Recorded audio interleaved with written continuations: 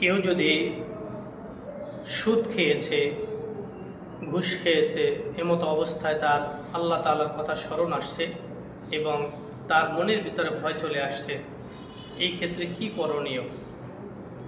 এই ক্ষেত্রে করণীয় হলো, সুদ এবং ঘুষ দুইটাই সমান অপরাধ, এটা বান্দার হক।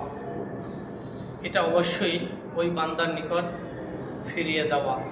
যদি এমন হয় যে তার যা কিছু খেয়েছে বা নিয়েছে সব কিছু শেষ হয়ে গেছে, এখন সে নিঃস্ব, এমতো অবস্থায় যে চাইলেও তাকে সেই অর্থগুলো ফেরত দিতে পারবে না, তাহলে এই অবস্থায় কি করণীয়?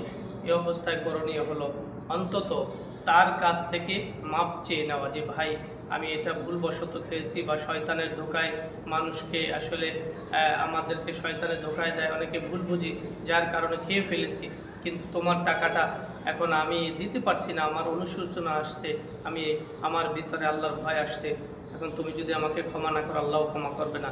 এ ধরনের ভাই ক্ষমা চেয়ে তারপরে তার কাছ থেকে ক্ষমা আনতে হবে। দুইটা পথ, একটা হলো সে অর্থগুলো তার নিকট ফিরিয়ে দেওয়া, দুই তার কাছ থেকে মাপ চেয়ে নেওয়া। কারণ হক্কুল ইবাদ, এটা আল্লাহ তাআলাও মাফ করেন না যতক্ষণ না বান্দা মাফ না করে।